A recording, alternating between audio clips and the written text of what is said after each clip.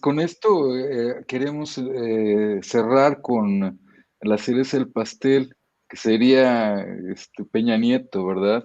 ¿De veras quieren Donde, oír? claro, De porque veras. finalmente Es la suma cum laude de todo lo que acaban de escuchar. es Se escucha Bueno, lejos ahí les tu va. audio, doctor Salín. Se Es que escucha soy en lejos. Tlalpan. Ya. es la visualización completa de esta Es, dictadura perfecta en la carencia de un Estado de Derecho dada por estos que no respetan los derechos, no respetan los derechos de los demás, por lo tanto no respetan los derechos humanos. Y hay sí, una cosa claro. que menciona Peña Nieto.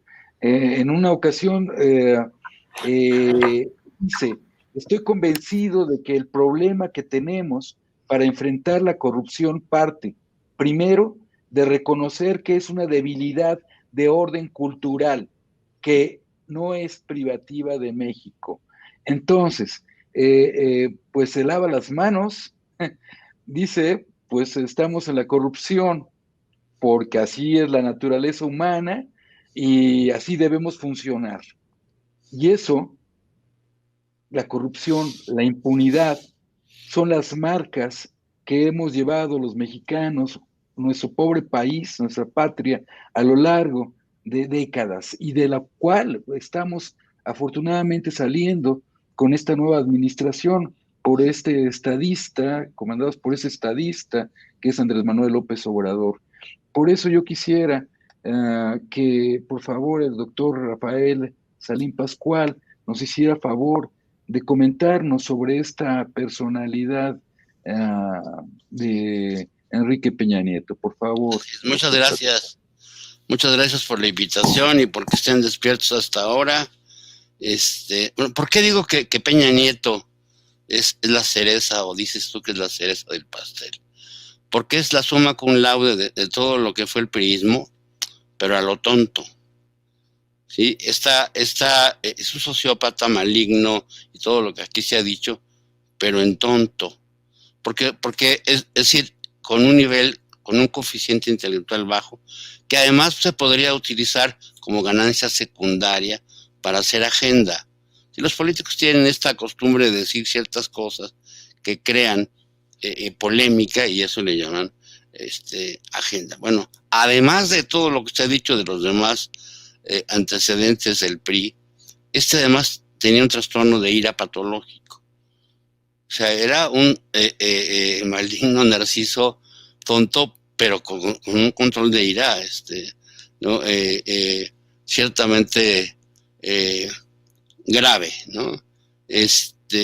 Hay todas las anécdotas que ustedes pueden escuchar de él. Por ejemplo, tenía una catadora para probar sus alimentos antes, o sea, la paranoia constante, que fue entrenado por Arturo Montiel, ¿verdad? Que pues ya no llegó a la grande porque tenía múltiples acusaciones, pero usó a Peña Nieto como una especie de parapeto, ¿no? Se dice que hubo una predicción en Atlacomulco, o Atracomulco, como se dice vulgarmente, en 1940, doña Francisca Castro Montiel, vidente del pueblo, reunió a los notables del municipio para profetizarles, con voz de arcano mayor, 6 gobernadores saldrán de este pueblo, y de este grupo compacto, uno llegará a la presidencia de la República.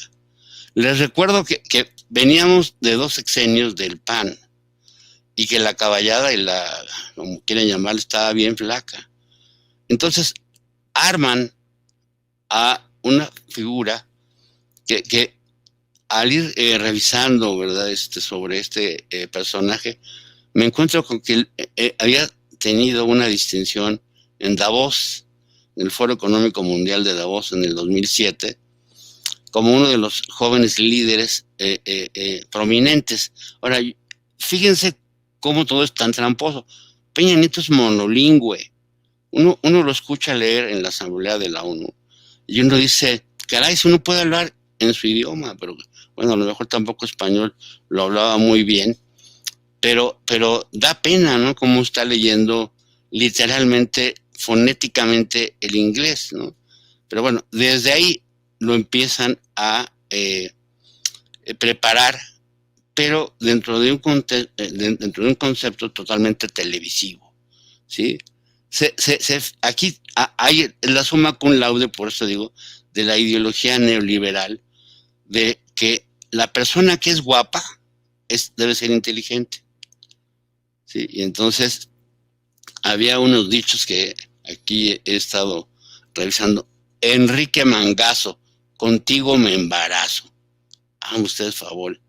Entonces, por supuesto, ¿verdad? Que este estado, donde había sido el gobernador, pues empezó a ser una cuna del narcotráfico, y con algunos procuradores, tanto del estado como de ahí, de la ciudad de donde él fue originario, como José Mansur, Ocaña y Quiroga, que eran medios hermanos, que organizan masacres, una de ellas memorable en el Parque de la Marquesa, ¿no? Entonces se convierte en el lobo con la piel de cordero, ¿sí? Era Enrique Peña Nieto, uno de los 4 hermanos, el mayor, pero aquí es un fenómeno que las doctoras que son psicoanalistas no me dejarán mentir. Estos hermanos mayores, a veces las mamás hacen una relación como de pareja cuando el padre es medio ausente, y entonces les crean esta figura narcisista. Enrique Peña Nieto, más que psicópata, que sí era, porque bueno, finalmente el sistema nos forma, era narciso. Era salir en la foto, era tener el despliegue de las X cantidades de camionetas negras, van, ¿cómo se llama? Antibalas, con un despliegue. Vemos todavía a algunas imágenes de la gaviota, con sus hijas, en París, y era un despliegue totalmente absurdo, ¿verdad? Como dice ahora nuestro presidente, para un país de pobres, subirse a ese avión, que estos cuates diseñaron, era de dar pena. Acabo de leer recientemente la autobiografía de Rita Macedo. Quizá algunos de ustedes jóvenes no sepan quién era Rita Macedo. Es la mamá de Julissa, estuvo casado con Carlos Fuentes, pero fue amante de un secretario de Estado del gobierno de Miguel Alemán. Comento esto porque Miguel Alemán Velasco, ¿verdad? Era conocido como el cachorro de la revolución, porque su papá sí era general. Pero a partir de estos presidentes civiles, se crea la norma, llamémosla así, del robo. Y de hecho, al gabinete de Miguel Alemán le llaman, si Los Pinos era la cueva de Alibaba y los 40 ladrones.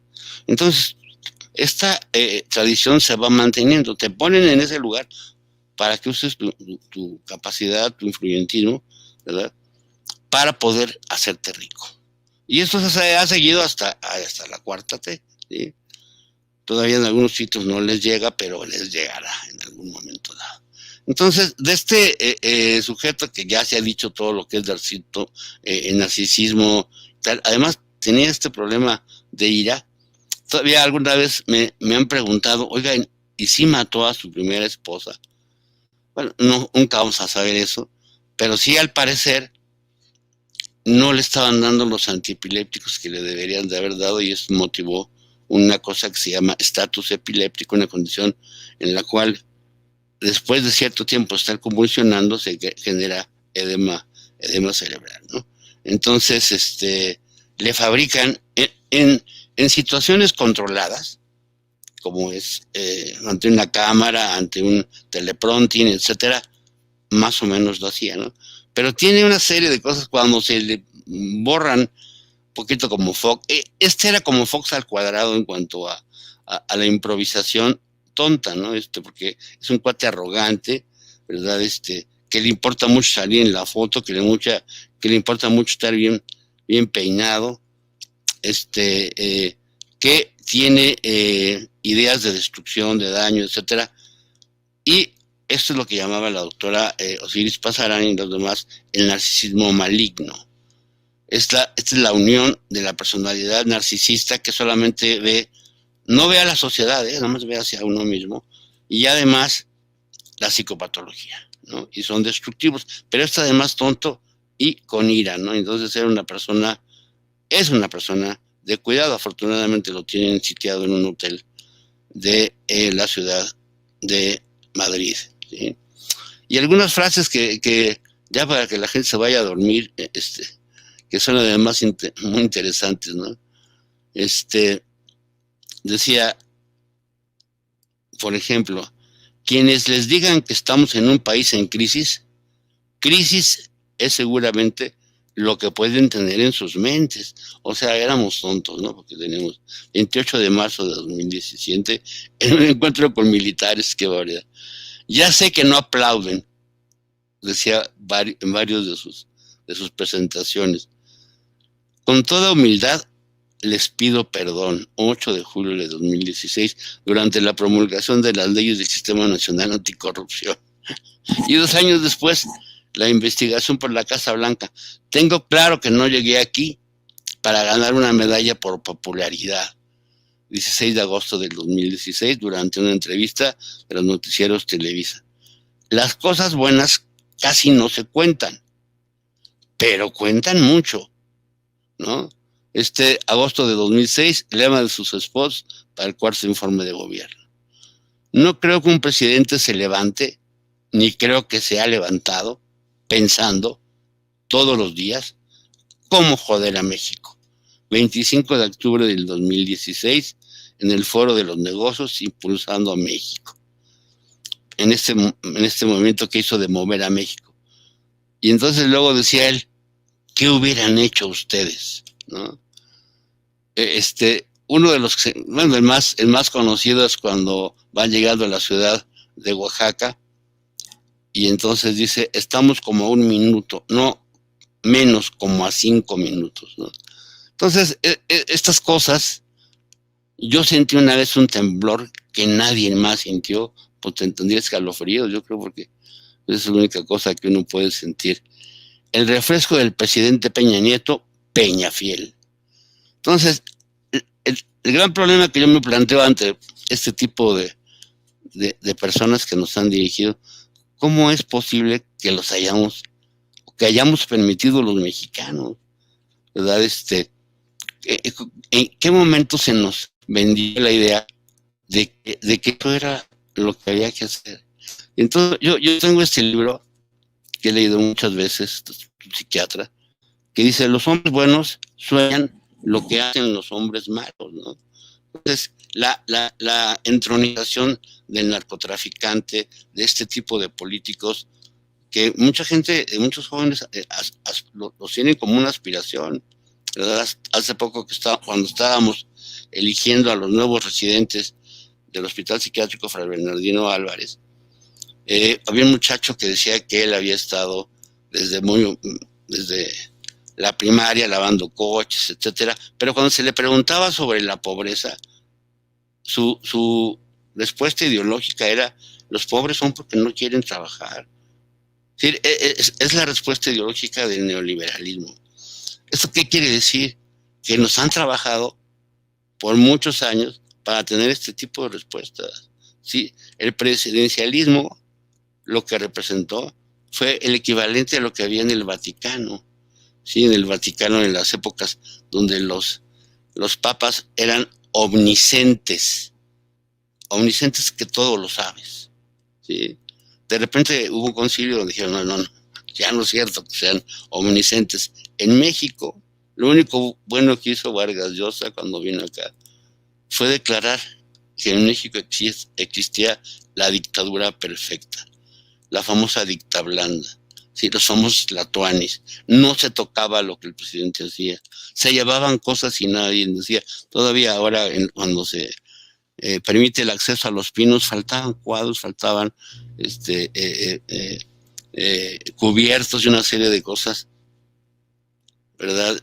Se han ido recuperando cosas, pero ciertamente es de mucha importancia que se haga ese tipo de programas para ver el contraste. Miren, cuando yo leo este libro de las memorias de Rita Macedo, a Rita Macedo le daba vergüenza decir que el secretario, del cual era amante ella, le compraba cosas, pues, exageradas, ¿no? Con el dinero del pueblo. Pero estábamos hablando de cuando nacía apenas este tipo de gobierno presidencialista, ¿no? Entonces, Peña Nieto es la summa cum laude, y yo creo que es el caput, la muerte del priismo. Cualquier persona, ¿verdad?, que ahora, después de estar viviendo en una nueva república, siga pensando en que el PRI o que el PAN o que el PRD son partidos, pues los invito al Hospital Psiquiátrico Fray Bernardino Álvarez. Les damos una consulta gratis, ¿verdad? No sé si la doctora me apoya a esto, pero yo personalmente les doy una consulta gratis. Muchas gracias. Muchas gracias, Rafael Salín. Es una sólida exposición. Yo no paré de reír, tienes toda la razón. Peña Nieto reúne todas las características de estos malvados, ¿verdad? Pero ridículas, ¿no? Ridículas. Fíjate que lo interesante es eso, ¿no? O sea, tú cuando ves a Chaplin, o sea, a Chaplin le pasan cosas que le pasa a toda la gente y te ríes. Te tropieza, claro. Le pega a un pobre cuate que tiene gota en su pie.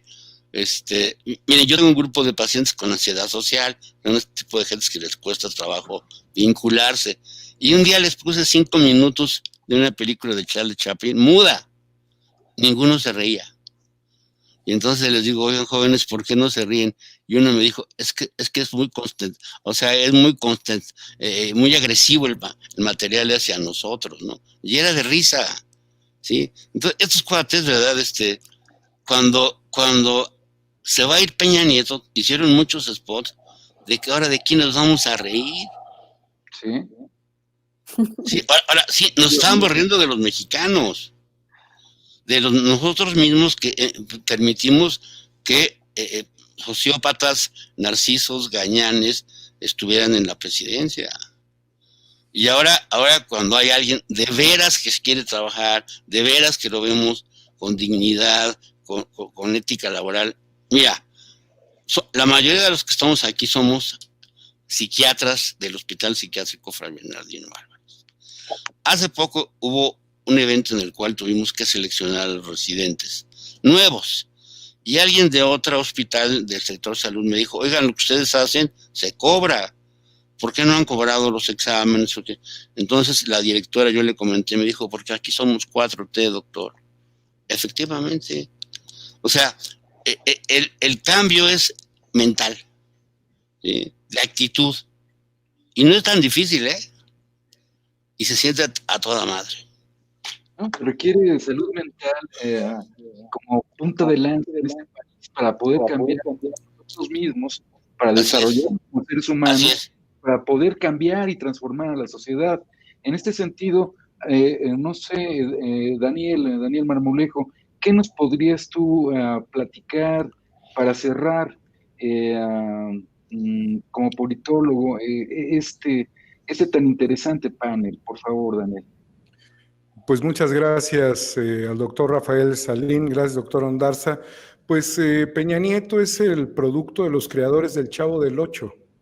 Así es. De toda la estrategia de disfuncionalidad televisiva. Ustedes pueden encontrar a Carstens en ese escenario o a otros que también han estado, pues no sé si Videgaray sea Kiko. En general, pudiéramos ir encontrando patrones de referencia del Chavo del Ocho en esto que fue pues la vecindad de Peña Nieto en Los Pinos. Tenemos lástima de él incluso, es la misma lástima que nos causaba el Chavo del Ocho, pero igual chingaba a todo el mundo, era muy audaz, ¿no? Entonces, esta psicopatología nos deja muy claro lo que es el diseño de Televisa. Además, no le pusieron, tenía su chilindrina, pero se la cambiaron y le pusieron una de pues, un personaje muy adecuado, pero seguro lo hicieron hasta acá. Doña Florinda. Pero fíjate que la gente ya se dio cuenta. Eso es muy importante. Bueno. No, la gente de a pie que es la gente que se va preparando, los estudiantes, ya se dan cuenta de esto. Este fenómeno no ocurría, no sé, con López Mateos. O sea, hubo gente que defendió a López Mateos, hubo gente que defendió, no sé, a otros, a Miguel de la Madrid, ¿verdad? Porque era el Tlatoani, era una figura sagrada, ¿no? Que era como, te digo, como en los papas, omniscientes. Esos güeyes sabían todo.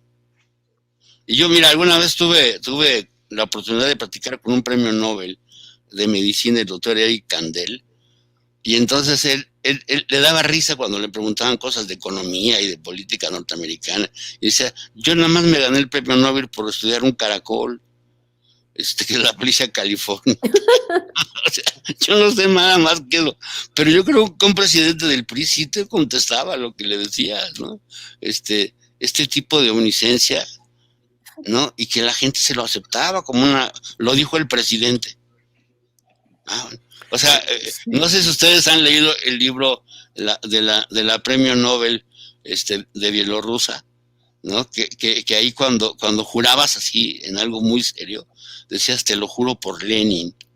Y si ya era bien cabrón, por Stalin, ¿no? Si ya tenía su forma, y si llegabas 15 minutos tarde, no, ahí en el Fray ya tendríamos llenos los sótanos. Era bote porque eras antirrevolucionario. Era una forma, ¿no? Que de alguna manera es caricatura de lo que era el PRI, ¿no? Sí, y totalmente definido por eso, porque a Peña Nieto le infiltraron hasta las sábanas y le pusieron a la popis, ¿no? Dicen aquí en el chat. La realidad es de que este diseño de Televisa era prácticamente poner en Los Pinos a un querubín que se meaba en los prados, ¿no? Tiene esa característica casi de inocencia. El proyecto del nuevo PRI, curiosamente, tenía como argumento estratégico consolidarse para las próximas 5 décadas.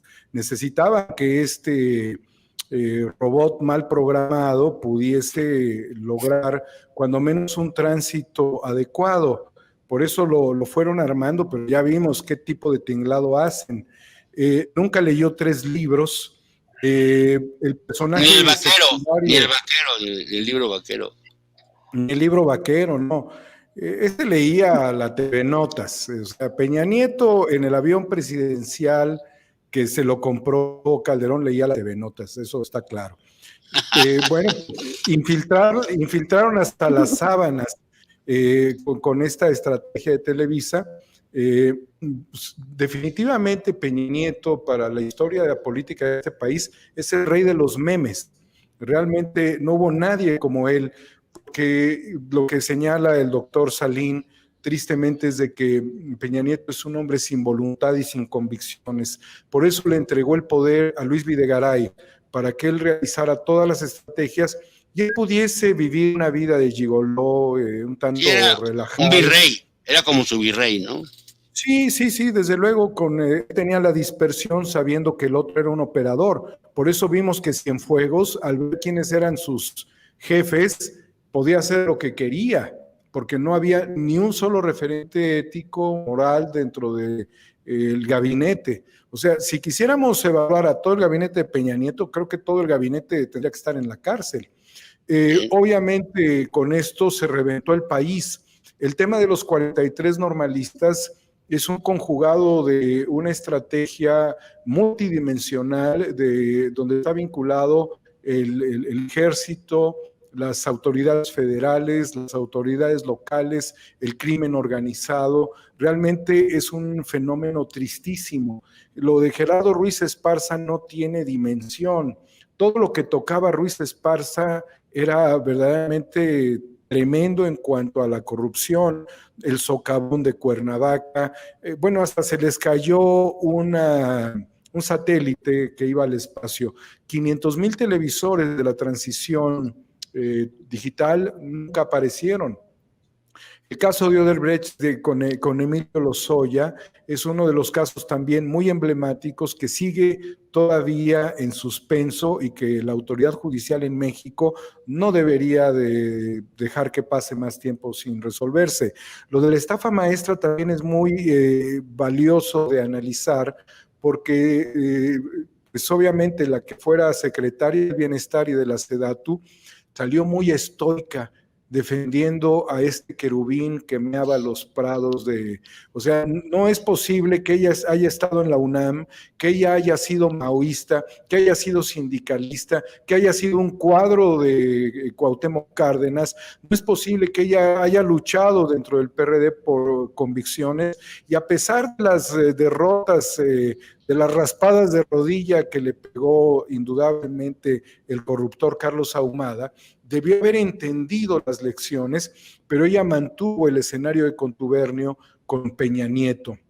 No te preocupes, pero fíjate Rosario. que era cínica, ¿no? Porque cuando hace una declaración con la Ahumada, sobre su enamoramiento con él, ella estaba en un congreso de ciudades en Europa, y entonces decía, ¿qué mujer puede resistir un jet lleno de rosas? Entonces yo dije, caray, de veras, yo si me trajeran un jet lleno de mis películas favoritas de Criterion, chance también las ando dando, ¿no? O sea, todo tiene un precio en esta vida, ¿no? Entonces sí, aguas. Bueno, ahora que mencionamos este personaje, Rosario Robles, que la revive, Rosario Robles era una persona con ya una economía muy debilitada que aparecía en los noticieros de Ricardo Rocha en la radio, no, perdón, de Pepe Cárdenas en la radio, en un espacio que le daba a él con relativa frecuencia, periodicidad, pero terminó resucitada, la hace aparecer en el escenario Carlos Salinas de Gortari. Es decir, esto habla del proceso de contubernio que trasciende y que además a Rosario Robles le puso la banda presidencial que sacó un día de su vitrina y le dijo qué bien se vería México con una presidenta como tú. Ella se comió todas esas ideas, que también tendríamos que hacer algún día un perfil patológico de Rosario Robles. Tiene algo característico que no tiene, por ejemplo, el exsecretario, el exdirector de Pemex, Emilio Lozoya. Emilio Lozoya es un itamita. Rosario Robles es de la UNAM, por eso tiene la condición estoica que el otro no tiene. Inmediatamente el otro llegó a negociar y esta llegó a preservar a su aliado en algo que con Rosario pareciera prácticamente como el síndrome de Estocolmo con todos estos. Pues algo particular de Peña Nieto también fue que le daba por el espionaje.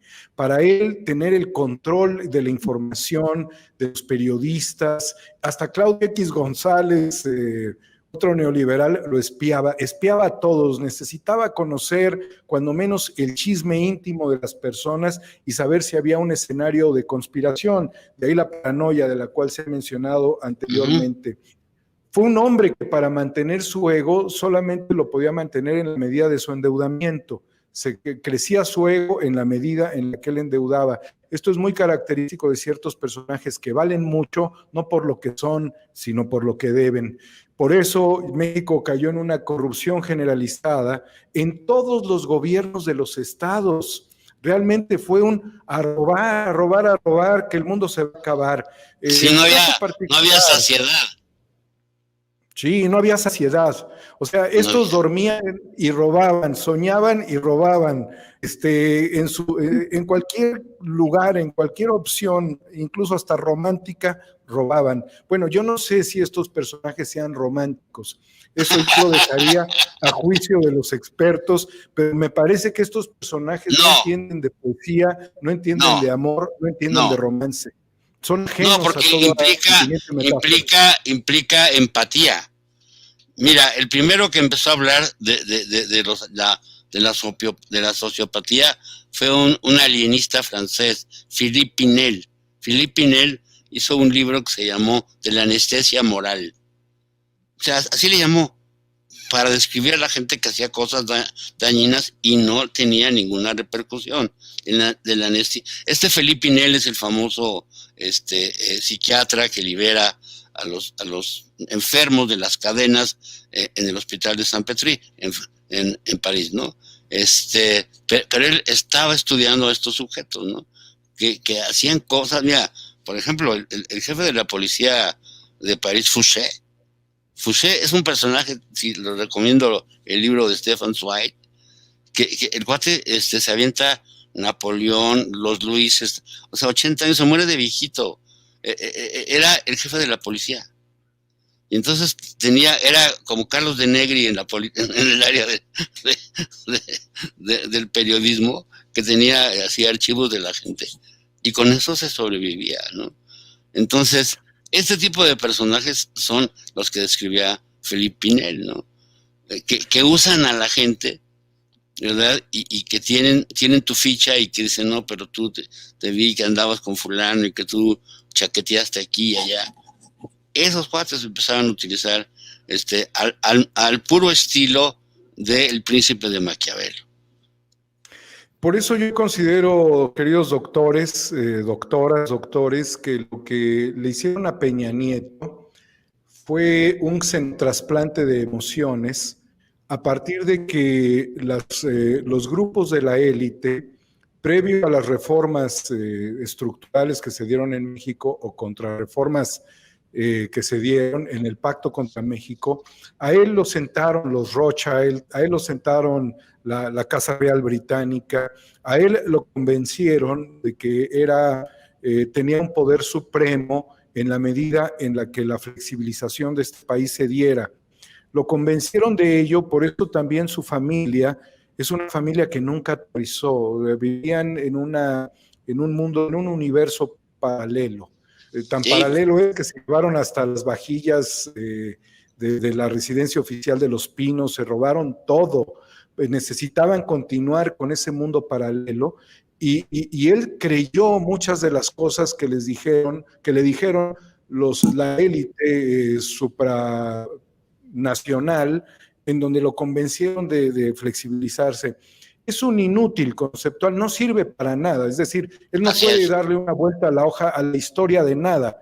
Sin embargo, yo tengo una duda, que la dejaría ya más para cerrar esta reflexión. Si la Fiscalía de la Nación no mete a prisión a Peña Nieto, es porque en la Fiscalía se chutaron los capítulos del Chavo del Ocho. No veo otra razón. Eso está muy bueno. Pues, salió en la portada de The Economist, ahorita que estás diciendo, lo nombraron el hombre del año, en varias, sí, era como muy planeado a Fondo Monetario Internacional, o sea, porque finalmente fueron los que estuvieron exigiendo la reforma educativa y otras reformas, ¿no? Y esos cuates eran lamepatas de estas personas, ¿no?